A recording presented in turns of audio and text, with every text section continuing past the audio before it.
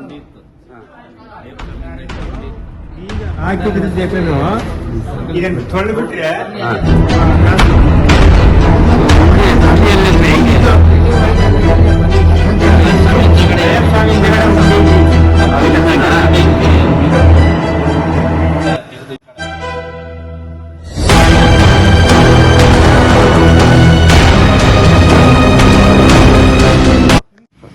ಹೆಸರು ಮಾದೇವಪ್ಪ ಅಂತ. ಕನ್ಯನ್ ದೇವಸ್ಥಾನದ ಅರ್ಚಕರು, ಹಿಡಿಗೂರು ಕನ್ಯನ್ ದೇವಸ್ಥಾನದ ಅರ್ಚಕರು. ಏನೇನ್ ಕಳ್ತನ ಆಗಿದೆ ನೀವ್ ಯಾವಾಗ ನೋಡ್ಕೊಂಡು? ನಾವು ಡೈಲಿ ಬಂದು ಮಾಮೂಲಿ ಪೂಜೆ ಮಾಡ್ತಾ ಇದೀವಿ. ಬೆಳಗ್ಗೆ ಬಂದು ಬೀಗ ತೆಗಿಬೇಕಾದ್ರೆ ಎಲ್ಲ ಬೀಗ ಮುರಿದಿದ್ವು. ಮತ್ತೆ ಉಂಡಿ ಮಾತ್ರ ಎತ್ತವ್ರೆ.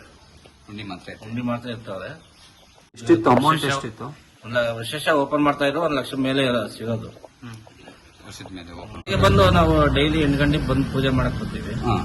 ಪೂಜೆ ಮಾಡಕ್ಕೆ ನೋಡಿವಿ ಎಲ್ಲ ಬೀಗಗಳು ಮುರಿದಾಕಿದಾರೆ. ಎಲ್ಲ ಓಪನ್ ಇದೆ. ಅನುಮಾನಾಸ್ಪದವಾಗಿ ಯಾರಾದ್ರೂ ಓಡಾಡಿದಾರ? ಇಲ್ಲಿ ಕಾಣಿಸಿಲ್ಲ, ನಮಗೆ ಸಿಕ್ಕಿಲ್ಲ ಆತರ ಮಾಹಿತಿ. ರಾತ್ರಿ 1 ಗಂಟೆ ಮೇಲೆ ಕಳ್ತನ ಆಗಿದೆ. ಪೊಲೀಸರಿಗೆ ಇನ್ಫಾರ್ಮೇಶನ್ ಮಾಡಿದ್ದೀರಾ? ಮಾಡಿದ್ದೀವಿ. ಹೆಸರು ಭಾನುಪ್ರಕಾಶ್, ಹಿಡಗೂರು ಗ್ರಾಮಸ್ಥದ ಯುವಕ. ಸುಮಾರು ಹಳೆಯ ಪುರಾತನ ದೇವಸ್ಥಾನದಂತಹ ಶ್ರೀ ಗಣೇಶ್ವರ ದೇವಸ್ಥಾನದಲ್ಲಿ ನಿನ್ನೆ ದಿನಾಂಕ ಆಗಿರುವಂತಹ ಒಂದು ಹಿಡಗೂರು ಗ್ರಾಮದಲ್ಲಿ ನಿನ್ನೆ ಆಗಿರುವಂತಹ ಒಂದು ಕಳ್ತನ. ಸುಮಾರು 12 ಗಂಟೆ ತನಕ ಹಿಡಗೂರು ಗ್ರಾಮಸ್ಥರು ಇಲ್ಲಿ ವಿಶ್ರಾಂತಿ ಪಡೆದು ಮಲಗಿಕೊಂಡು ಹೋಗಿರ್ತಾರೆ.